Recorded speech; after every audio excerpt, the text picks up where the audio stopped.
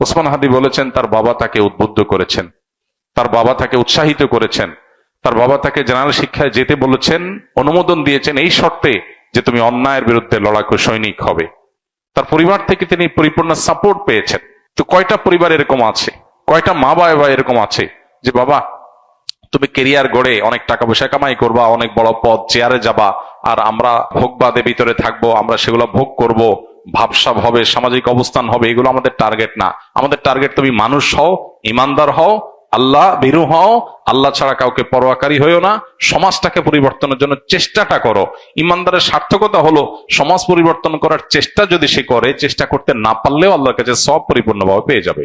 নবী করিম সাল্লাল্লাহু আলাইহি ওয়াসাল্লামের একটা হাদিস রয়েছে, কোন ব্যক্তি যদি শাহাদাতের আকাঙ্ক্ষা লালন করে, শাহাদাতের তামান্না লালন করে, কিন্তু তার মৃত্যু যদি হয় বিছানায় স্বাভাবিক মৃত্যু, শহীদ যদি সে হতে নাও পারে, আল্লাহর কাছে শাহাদাতের মর্যাদা সে পেয়ে যাবে।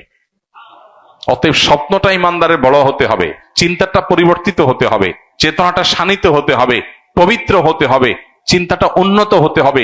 নিচু চিন্তা, সীমাবদ্ধ চিন্তা, ভোগবাদের চিন্তা, মোজমাস্তির চিন্তা, শুধুমাত্র হাসি তামাশার চিন্তা, এটা মুসলমানের চিন্তা হতে পারে না।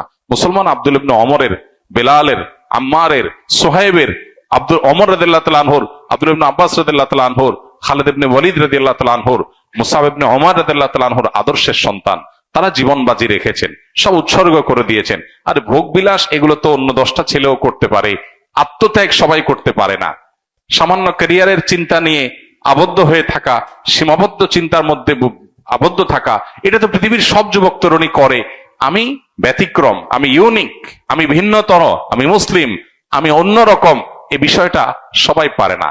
এটার জন্য দরকার কোরআন এবং হাদিসের ইন্সপিরেশন, এটার জন্য দরকার কোরআন হাদিসের শিক্ষা, এটার জন্য দরকার হলো পারিবারিক ভাবে সাহায্য, তাদের সহযোগিতা, তাদের সমর্থন।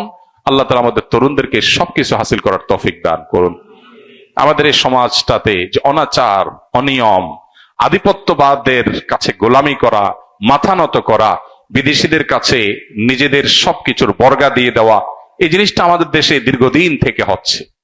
আমরা নামে মাত্র স্বাধীন হয়েছি, আমাদের চিন্তা চেতনায় আমরা স্বাধীন হয়ে উঠতে পারিনি। আমরা পরিপূর্ণ স্বাধীনতার স্বাদ ভোগ করছি না। আমাদের এখানে এখনো কান পাতলে চতুর্দিকে প্রতিটা ওয়াল থেকে মাজলুম মানুষদের কান্নার আওয়াজ শুনতে পাই আমরা। আমাদের এখানে এখনো ন্যায় বিচার প্রতিষ্ঠা হয় নাই। আমাদের এখানে অন্যায় করে এখনো মানুষ পার পেয়ে যায়। এগুলো থেকে উদ্ধার করে একটা সুন্দর সমাজ বিনির্মাণ হবে। অন্যায়ের বিরুদ্ধে মাথা ছাড়া দিয়ে মাথা উঁচু করে কথা বলবে, এরকম মানুষের জন্য প্রচন্ড তৃষ্ণা এবং পিপাসা সমাজে আছে। দরকার কিছু তরুণের, দরকার কিছু যুবকের।